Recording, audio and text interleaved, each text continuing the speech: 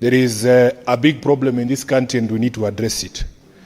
So sample this, Speaker. Yesterday there was a report that 4 people in a place called Ginda in Sako constituency of Marsabit were killed by bandits. Senator Osotsi has told us that they are marauding gangs running around Vihiga, killing people, Honorable Speaker.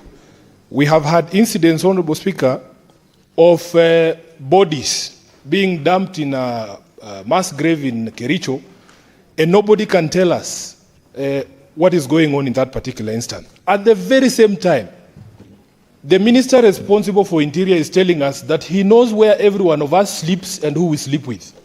That he has focused his surveillance on us in the political class, Honorable Speaker.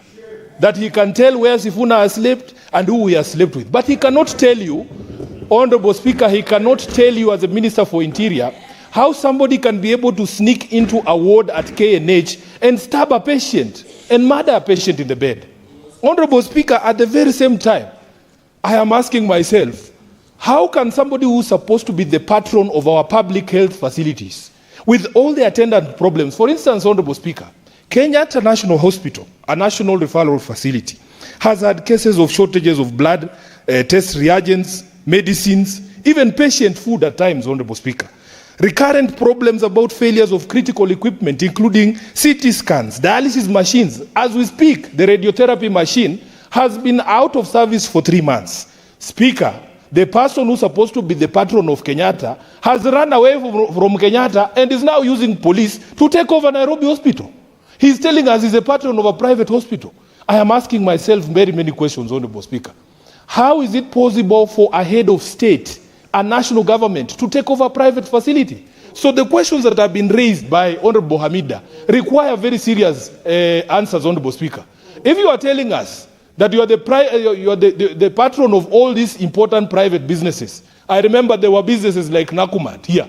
They collapsed, Honorable Speaker. And we never saw police being sent into, Nakumat to be able to take over the affairs of Nakumat. In fact, even at Kenyatta itself, with all these problems that we've listed, Honorable Speaker, when was the last time you had the board of Kenyatta being arrested and taken to court? And the most annoying thing, Honorable Speaker, is that if you look at the membership of that board, these are old men, people with the proper professional records, senior doctors in this country. They are arrested over the weekend, Honorable Speaker.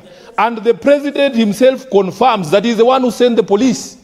Speaker, when President Ruto was campaigning, he told us that the era of the use of state security agencies to intimidate and to harass people would be a thing of the past. When he stands up and confirms his mambo ni matatu philosophy in handling of private disputes, we have a reason to worry. Which is why we continue to urge that, Honorable Speaker, this country can never be about shiny things. You are building as a railway. It is ours anyway. It is our money. But you are arresting 80-year-old doctors to take over a private facility. Na yako imekushinda. The national referral hospitals, such as Kenyatta and Moi in Eldoret, Honorable Speaker, are in dire conditions. When will the board of Kenyatta ever be arrested, Honorable Speaker, for these critical failures? We have queues at Kenyatta. People are sleeping on the floors. There are no wards. And then you go and tell us that you are the patron of a private facility and therefore you are going to take over it. These are the issues, Honorable Speaker, that point us to misplaced priorities and the fact that this government has totally lost its way. Speaker, as bandits run around Marsabit and the other countries, do you know there were 2 police land cruisers which were sent to Narok town to disrupt a political rally by elected members of this house, including myself and Senator Osotsi. As the bandits run around there, in those areas I've mentioned, Honorable Speaker, would you believe it that if you pass outside Dairy Restaurant, Tuju's restaurant on Ngong Road, there are 4 police land cruisers permanently stationed there for the past 1 week. Murkomen, surely, as a former member of this house, we expect, especially from the younger leadership, that we will be able to demonstrate that we can run a country. Speaker, what is happening in this country is unacceptable. And we want all Kenyans to know that don't be deceived by those shiny things like railways and stadiums. We need to put in place a government that will put the safety and well-being of all individual Kenyans ahead of everything else. I thank you, Honorable Speaker. Honorable Senators, we are going to spend only 20 minutes on comments, of statements. And I see a lot of names on the dashboard. Senator Boni Khalwale. Thank you, Mr. Speaker. Mr. Speaker, the matter raised by Senator Hamida, that Dr. Obwaka was arrested because of the good work that he's doing at Nairobi Hospital. We are very unhappy. He's our senior colleague. He was our consultant when we were interns. He was our lecturer. Dr. Obwaka at 80 years plus has absolutely no reason, Mr. Speaker, to want to wish the collapse of Nairobi Hospital. When I heard about it, I went to Muliro Gardens at 7 p.m. that evening. The place was deserted in Kakamega. And I looked in the sky, looked at the sun, and asked myself, is this the same garden where I stood and asked the people that we want to vote change? Mr. Speaker, it cannot be right that we arrest professionals who have, in fact, Dr. Obwaka, for information, Mr. Speaker, has no interest in the small money you see around. The guy succeeded financially long time ago. Mr. Speaker, the issue raised by the Senator of Vihiga about the conduct of police. Under the Police Code of Conduct, a policeman is supposed to act with integrity, honor, and fairness. The same police officers who are now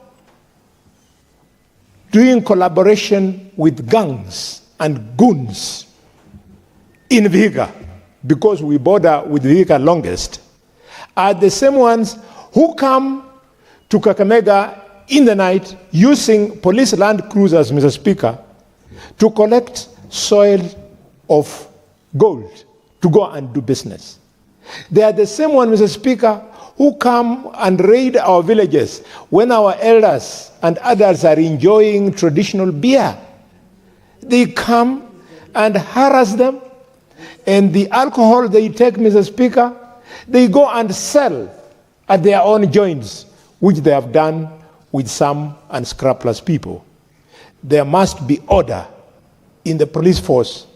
Otherwise, I see them harassing my kid brother, Edwin Sifuna. Edwin Sifuna cannot even hurt a fly. He's very fluent in English, speaks very good Kiswahili, not to mention Kiluya. Let him do his thing. He is enjoying the freedom of choice, freedom of association, freedom of speech, for which his grandfather fought. His grandfather, Henry Pius Masinde Muliro, they're the ones who fought for this nation.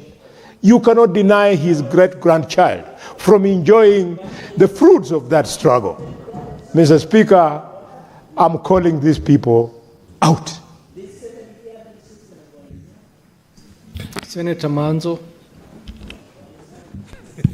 Thank you, Mr. Speaker. I would like to comment on Senator Ososi's statement on the security situation in the country, Mr. Speaker.